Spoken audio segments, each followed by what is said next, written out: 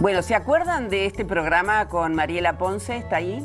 Ahí está, con Mariela Ponce, que era de Sanación Reconectiva. Bueno, les resumo, pero tienen que volver a verlo. La idea es lograr estabilidad emocional, por lo tanto, se revierten tanto problemas físicos como emocionales. ¿Se acuerdan? Bueno, ¿cómo tienen que hacer? Entrar a Google, pongan a puertas abiertas Mariela Ponce y la lleva directamente a que ustedes puedan ver el programa. Y si no, que bueno, que muchas veces me lo han pedido a mí el teléfono, 155 16 16 12. Es muy fácil el teléfono de Mariela. Realmente es importante revertir temas físicos como emocionales. Bueno, seguimos hablando de nuestros miedos, de nuestras fobias, y algunos sin llegar a ataques de pánico. Tal cual, y como te decía, algunos que llegan a ataques de pánico, esto lo viven como algo que ocurre alguna vez, muchas veces ligado, como decíamos, a alguna situación conflictiva momentánea, y otros, ¿sí?, empiezan a sentirse muy vulnerables porque estos ataques le empiezan a pasar una y otra vez, a veces hasta varias veces por día, y eso va a la persona vulnerabilizándola, es decir, haciéndola sentir muy frágil, muy insegura, muy inestable, ¿sí? Y entonces la persona empieza a tener un miedo casi permanente, ¿sí? Por eso se le llama miedo al miedo, es decir, miedo a vivir estas situaciones de miedo intenso, un miedo permanente por no saber si va a tener una de estas crisis. ¿Cuándo vuelve? ¿Cuándo vuelve? Y como decía al principio, como en realidad la persona no termina de saber nunca por qué es que le viene, ¿sí?, porque no hay algo externo a lo cual atribuírselo, entonces es una experiencia mucho más incontrolable. Y cuanto más incontrolable es una experiencia, más ansiedad nos genera y malestar nos provoca, ¿sí? Entonces la persona empieza en general a evitar situaciones, ¿sí?, empieza a retraerse, empieza a limitar su vida social, después eso le puede afectar en lo laboral, en lo familiar. Por eso es que es una patología que, si bien no es grave en cuanto a que no implica una disfunción profunda, ¿sí?, de la personalidad en absoluto, ¿sí?, es una cuestión más superficial. No, y lejos de que no te vas a morir, en realidad no implica nada muy complejo para la persona. En realidad las consecuencias que tiene en la vida son dramáticas, ¿sí?, son dramáticas. Por eso es que los pacientes cuando se alivian, hoy hablaba con una paciente que hacía 30 años, ¿sí?, que no podía salir de su casa y caminar sola por la calle, y gracias a la terapia empezó a poder salir y camina normalmente, todavía con cierto temor porque todavía la terapia no terminó, pero por supuesto que para esos pacientes es un alivio y una cosa impresionante porque viven presos, ¿sí?, de este miedo. El miedo a uno lo va haciendo vivir como en una especie de cárcel, ¿sí? Y la terapia lo que se propone es, en primer lugar, ¿sí?, que el paciente comprenda lo que nosotros llamamos la psicoeducación, ¿sí?, que entienda, ¿sí?, cómo es este mecanismo, cómo funciona, ¿sí? Y eso ya es de un alivio enorme. Ponerlo arriba de la mesa. Arriba de la mesa, explicarlo con gráficos, que entienda cómo es el mecanismo, de cómo empieza la sensación, y él la interpreta de una manera peligrosa, entonces le genera más miedo, entonces aumenta la sensación. Todo lo que planteamos en el bloque anterior, ¿sí? Y vamos a partir de eso intentando de a poco que el paciente haga una interpretación realista de lo que le ocurre, sí, que modifique cómo lo piensa para que deje de tenerle miedo. Porque el paciente, la persona, sí, para no decir el paciente, porque en realidad estamos haciendo prevención para toda la comunidad, la persona pasa a estar, ¿sabés cómo, Alejandra?, pendiente permanentemente de su cuerpo, a ver si siente palpitaciones, ¿sí?, a ver si se agita.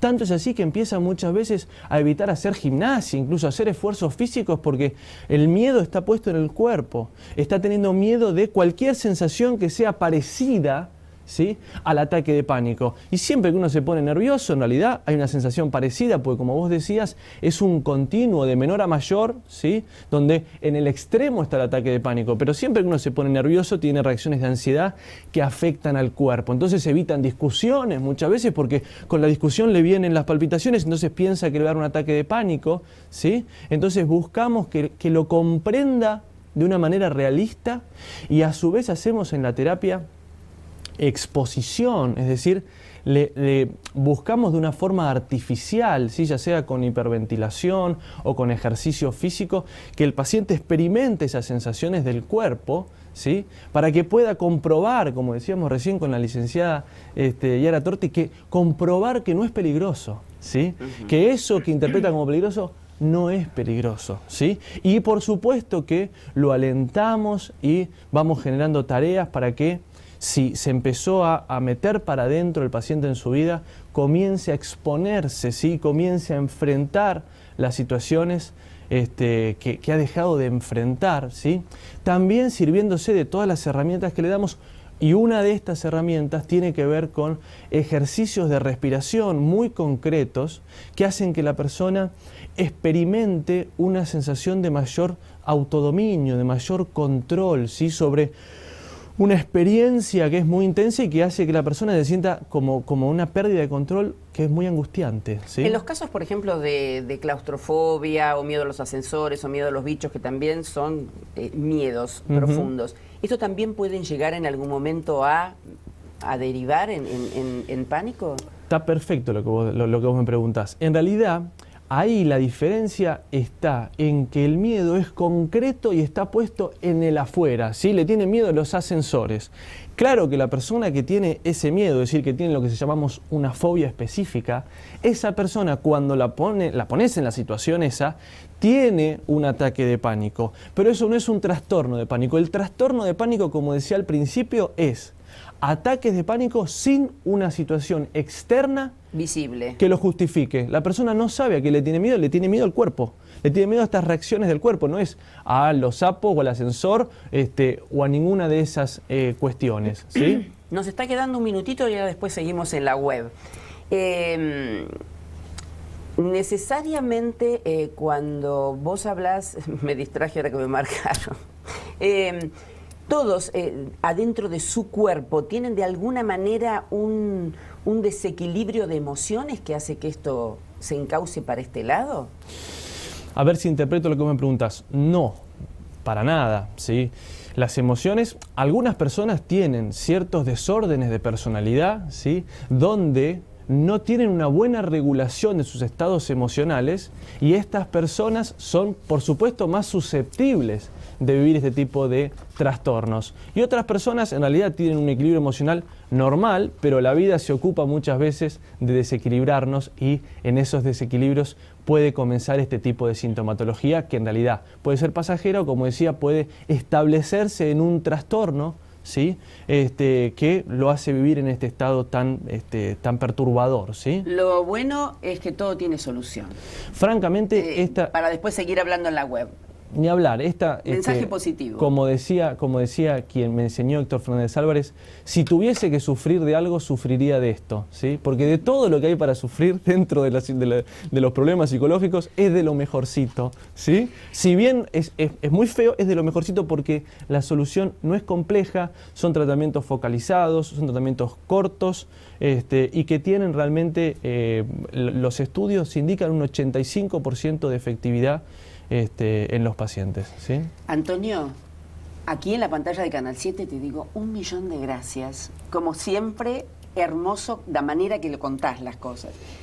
Y ustedes que tienen la posibilidad de seguirnos online, ahora en instantes nada más, ya les digo que si ustedes ponen en Google a puertas abiertas, licenciado Antonio Porceli Piusi, ya sale el programa en forma directa. El señor Google nos hace mucho beneficio. Y si no, en Facebook es A Puertas Abiertas con Alejandra. Y en nuestra página web www.apuertasabiertas.com.ar, ahí nos van a ver a los dos charlando. ¿Qué más? 3 opciones, una más rápida que la otra. Gracias, Alejandra.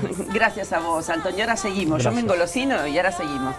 La música que estamos escuchando, y acá tenemos muchas opciones, es los Baby Go. Estos son algunos de los temas de Baby Go. De ABBA, de Marley, de Beatles, de Metallica. Bueno, son todos los temas y artistas, como yo te decía, locales e internacionales, con sonidos especiales que llegan a las sensaciones más especiales de los bebés. Son 35 CDs que están a tu disposición en BPM Almacén de Música, en Drago 74. Yo les digo muchas gracias, nuevamente gracias, Antonio. A ustedes. Ya los espero también en la web. Y si no, hasta la semana próxima. Y hace pocito donde se ha dormido.